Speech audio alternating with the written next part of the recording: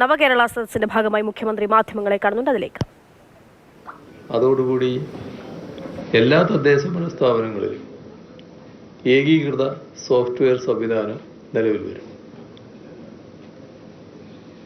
നവകേരള സദസ്സുമായി ബന്ധപ്പെട്ട് ലഭിച്ച നിവേദനങ്ങൾ ഇന്നലെ കുന്നത്തൂർ 5454, കൊട്ടാരക്കര 3674, പുനലൂർ 4089, പത്തനാപുരം 3619.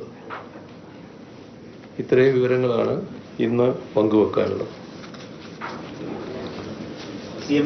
ഈ കോഴിക്കോട് കാണാനിറങ്ങിയ ഗവർണർ കേരളത്തെക്കുറിച്ച് എന്താണ് മനസ്സിലാക്കിയത്, എന്താണ് പഠിച്ചത്? ഇത് ഗവർണർ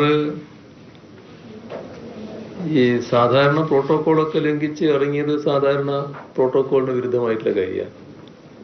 അത് നമ്മുടെ ഇതുപോലുള്ള സ്ഥാനത്തിരിക്കുന്നവർ ചെയ്യേണ്ട ഒരു നടപടിയല്ല. നേരത്തെ മുൻകൂട്ടി അറിയിക്കുക, അതനുസരിച്ചിട്ടുള്ള നടപടികൾ സ്വീകരിക്കുക, അതൊക്കെയാണ് സാധാരണയുള്ളത്. പക്ഷേ ഇതിനുള്ളൊരു മറ്റൊരു പ്രത്യേകത അദ്ദേഹത്തിന് മനസ്സിലായിട്ടുണ്ടാവും.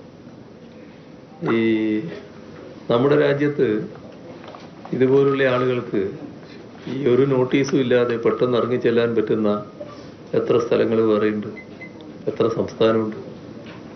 അതാണ് കേരളത്തിൻ്റെ ഒരു പ്രത്യേകത. കേരളത്തിൽ ചെല്ലുന്നതിനോ നടക്കുന്നതിനോ സാധാരണഗതിയിൽ ഒരു പ്രയാസമില്ല. അപ്പോൾ കേരളത്തിൻ്റെ ക്രമസമാധാന നില വളരെ ഭദ്രമാണ് എന്ന് ഈ ഗവർണർക്ക് തന്നെ ഇതിലൂടെ ബോധ്യമാവുകയും അത് തൻ്റെ നടപടിയിലൂടെ രാജ്യത്തെ ബോധ്യപ്പെടുത്തുന്ന നിലയും വന്നിട്ടുണ്ട് എന്നുള്ളതാണ്. അങ്ങനെയായാലും ഇത് ചെയ്യാൻ പാടില്ല. ഈ ക്രമസമാധാന നില വളരെ ഭദ്രമായാലും ഒരു ഉന്നത സ്ഥാനത്തിരിക്കുന്ന ഒരു വ്യക്തി സാധാരണ പ്രോട്ടോക്കോളൊക്കെ ലംഘിച്ച് തോന്നിയ പോലെ ഇറങ്ങി നടക്കുന്നത് അത് അനുകരണീയമായ മാതൃകയല്ല. അത് ചെയ്തത് തീർത്തും തെറ്റായൊരു കാര്യമാണ്.